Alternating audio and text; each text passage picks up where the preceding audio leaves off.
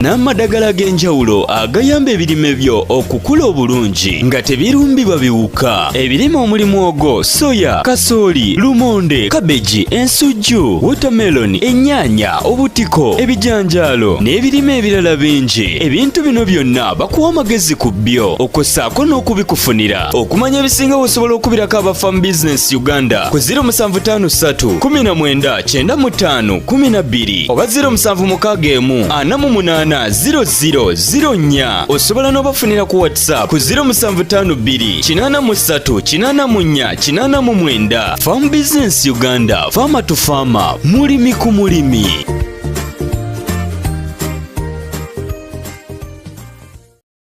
Farm Business Uganda ku YouTube, TikTok, otekamu Farm Business Uganda.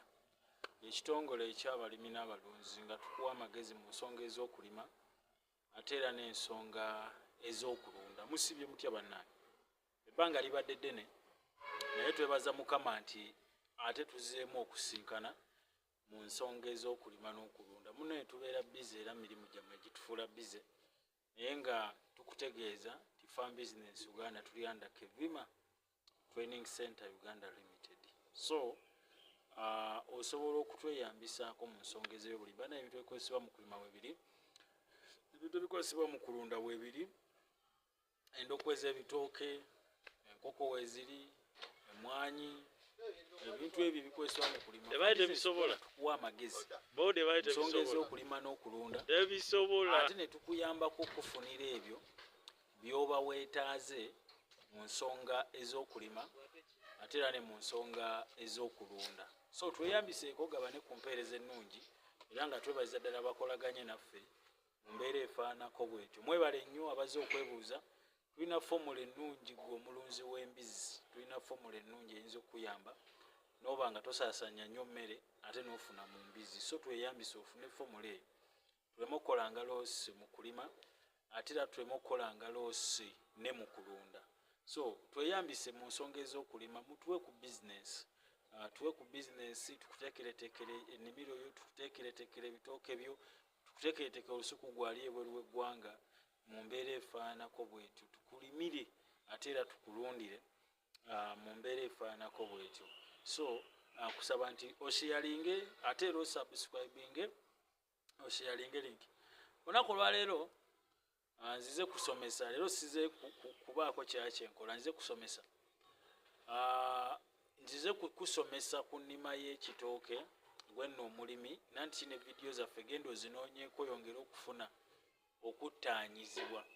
Ebitooke bye tusimba ffe bwe bityo bye tusimba. Twali twakasimba olusuku weeka 2 mu kitundu eky'Nakaseke, ebitooke biibyo ate era nga bw'obiraba ebitooke byebyo bitundu by'e Nakaseke. Ebitooke ebyo nga bw'obiraba gye twabisimbye, ndowooza oliraba abaana nga balikola, motoka yiyo yabitisse, ebitooke byo laba biri mu 8 plus. Kakati ebikolo 8 ng'ettooke litunda mutwalo. Abaali banyooma okulima, abaali banyooma okulunda nga bamanyi okulunda kw'abaavu, okulima kw'abaavu. Munnaye kakati okulima mwe tulya, mwe tusanyukira, mwe tukoze oba mwe tufunye byonna bye tulina mu kulima ate era n'okulunda. So ne beweegomba mu gavumenti munnange balina faamu na faamu ez'okulima oba ez'okulunda. Olw'ensonga eyo okulima tekukyanyoomeka ate era n'okulunda tekukyanyoomeka. Kakati oyo olusuku lw'e Nakaseke era lwa kirayanti waffe, olusuku twaluteekamu ebitooke, twaluteekamu emmwanyi, tuteekamu n'ebibala, emiyembe, ffene, mabbali ne ovacado oba ovacado twamuteekamu mu lusuku olwo nga bw'olulaba gwenno omulabi waffe omulungi owa Farm Business Uganda, ekitongole eky'abalimi n'abalunzi. Kakati leero njagadde tulime ekitooke. Era gwa yeetaaze ensukusa weeziri nikesi ng'ozeetaaze. Ebitooke ebyo mulimu kisansa, mbwazirume, musakala ebisingamu ebyo ebitooke byabika ebyo. Nakitembe kibuze ekituufu taliimu, Nakitembe mwali mutono ne Nakabulu mwali, naye kibuzi taliimu mu ebyo ebitooke. So bwe tuliba tutuuse olusuku lw'omukyalo ono nga lutuuse, tuli kulaga enzikusa ezo twamufunidde enzikusa ennungi era tayipu y'amatooke agamu ndowooza oli galaba, amatooke agabaako gaago. So kyetwogerako temulimu bya NADC. Basebo ne bannyabo bali tetwagala ffe tuli nnyo promoting ensikusa ezaffe nti olusuku luwangaala, ate omusana negwaka terukosebwa nnyo nga bino ebitooke ebikolerere. N'olwensonga eyo tulwana nnyo okuwa ekyo ekirungi, ate naffe nanti kyetufuna era kyetulwanira bisobola babe nga balima bode bayita bisobola. Kakati leero mbagenze kusomesa ku kitooke. Gwayagala oyingira mu kitooke, wakirowoozaako, wakyagala, waloota ng'olimye olusuku, oloota oli matooke otema. Abamu oluusi eyo Katonda ali kulaga ky'oyinza okukola ofunemu ssente. Kakati abamu oluusi tokitutenga, olaba nga teeka ntya ssente mu kulima, naye okulima okuteekamu ssente suubira okubeera nga nanti olaba ebibala ebiba mu kulima ate era ebiba ne mu kulunda. Bikunfuna bulungi gwe omulabi waffe. Kakati ekinnya kyaffe, tandikire ku kinnya, ndowooza vidiyo zino zijja banga ziwera paati ez'enjawulo, tujja zitematemamu. Ekinnya kyaffe tukugamba nti eka esobola okugendamu ebitooke 450 bisobola okugendamu. Challenges zetufunye mu bantu oluusi abatuwa project, oluusi mmwe abeesimidde ebinnya yino amusima ebinnya ng'ettaka baali kugulira oba nga gwali ogula naye nga temwalipima, nga temalina kipimo kya eka, oba oli kubanga okitegeera. Era amataka mangi getuuseeko, oli n'akugamba nina ettaka lyange eka bweti, eka 2 naye osanga eryeke mu kitundu. Kati obuzibu osobola obusanga ebitooke ne bitagwayo n'olowooza nti nno ekitwogera tukitegeera. Ninga yekeesa otula mu bitooke 450. Ebitooke binene ensima y'ebinnya abamu basima kyasima kyapima, apima asulawo omuggo. Basaba ne bannyabo, bw'oba osima bw'oba nga tugeze ogenda simba eka, tugeze nga wantu walungi temuli nkongekonge ng'ozisigudde, ebitooke bijja kugweramu. Space bino biswa ebikonge, space bijja bako space ebitwala gwe gyotajja tegeera. Ekiswa kisobola okulya fuuti nga 13, oli kubanga okitegeera, kisobola okulya fuuti nga 13. Kakati enkonge zino ogenda olaba nga woosudde omuti ate enkonge weegwa, oli kubanga okitegeera, ate enkonge weekola ki? Enkonge weegwa. Kakati point endala, oli kumpa ku mmere? Okay, wansemberezeeko waneeno. Omanyi obeera ku faamu buli kimu kijja buzi, kati ogera otuuka ewaka nga kwegamba ebintu birungi byennyini, kigwanira olime ate era olunde ogabane ku nkola ennungi mu mbeera efaanako bwetu. Kakati bade ndikugamba nti kiba kirungi enkonge eno weegwa wano, omuti guyinza okuba nga afute ku mizigo naye nga tosobola enkonge tozimala. Kitegeeza nti eka ezo ebitooka okugwayo olina okubeera nga efuuti ezo oba tugeze oba nusiringa kyezo obanga ettaka eryo olirongoosezza bulungi. Space bino biswa bikonge bijja twalako efuuti ezimu, omaze nga ebitooke ebitugale tebiweddeyo, olowooze nga tuli bayaayi oba tuli baffere naye nga kitugamba kye kituufu. So eka gye tugamba olina okubeera nga kyererezi.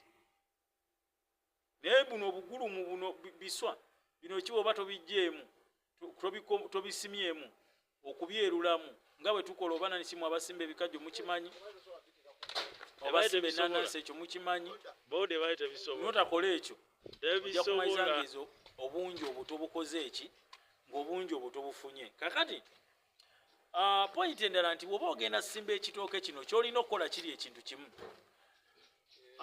sooka opime leeta olukoba osuule nti fuuti 10 ku 10 osuule osimba obuti nti zino zigwano ng'oli ku lukoba oli kuba ng'okitegeera fuuti ezo bwe zimala okugwawo ng'osimbye obuti kigenda kuyambako obutayingira fuuti oba kinnya fuuti ndala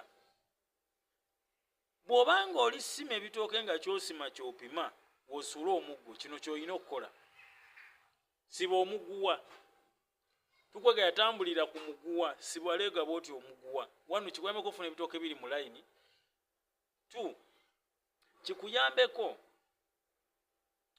okubeera nga bw'obanga olisima ebinnya bineeno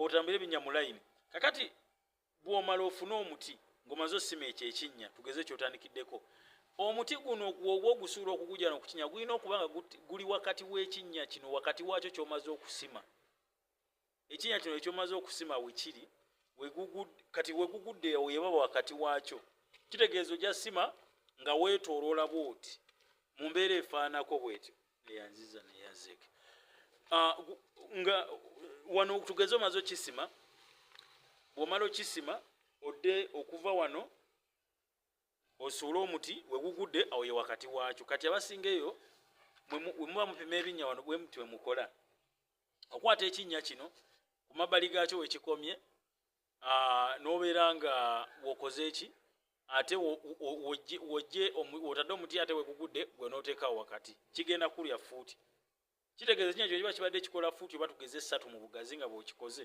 nga kikola fuuti 3 kitegeeza okuva wakati waakyo okudda waneeno ziri fuuti 3 kale kitegeeza otuuka aliwo kiri nti ziri fuuti 10 na mmeka ziringa fuuti 12 ku 13 era kitegeeza tezigenda ku bitooke bye tebigenda kukola ki ogwayo so ekinnya kino wandibadde osobola okukisima efuuti 3 okuka wansi kubanga ekitooke kikula kidda waggulu efuuti 3 toba wabi mu buwanvu ne mu bugazi toba wabi mu mbeera efaanako bwetyo efuuti 3 toba mubi toba wabi oba fuuti 3 kitundu oba fuuti 2 kitundu mu bugazi era oba toli waki toli wabi wasi kisobola okukolera temusima nnyo gannya gagazi nnyo kusima gunnya guli fuuti 5 mu bugazi nedda fuuti 3 sobola okumala okubanga ekinnya ekyo kiba kigazi bwekiti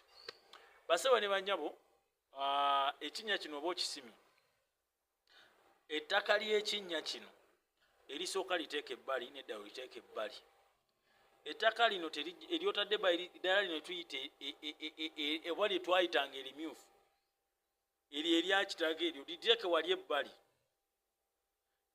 bw'oba ozzaamu gweyasima ekyoka lino ettaka lino lyewasoose okujja ku ngulu lye twetaaga mu mbeera efaanako bwetyo ensala y'ekitooke kyaffe oligiraba lukyasimba agatooke gali olaba emmotoka nga bw'oziraba bw'odi ogiraba yali tesobola tikka bitooke 8 naye olaba n'olunaana ebyo ebitooke obipakira mu kutiya naye twabazizzaamu nga bigenda twala obudde bungi kwe kuleeta akamotoka biyiweko mulundi ogwo n'ebyo ebitooke ne mu kutiya bigendamu oli kubanga okitegeera mu bbanga ddene mubadde mulaba nga tubalaga ebitooke nti tugenda bipakira mu kutiya ne mulaba vidiyo ebitooke tubitadde mu kutiya kakati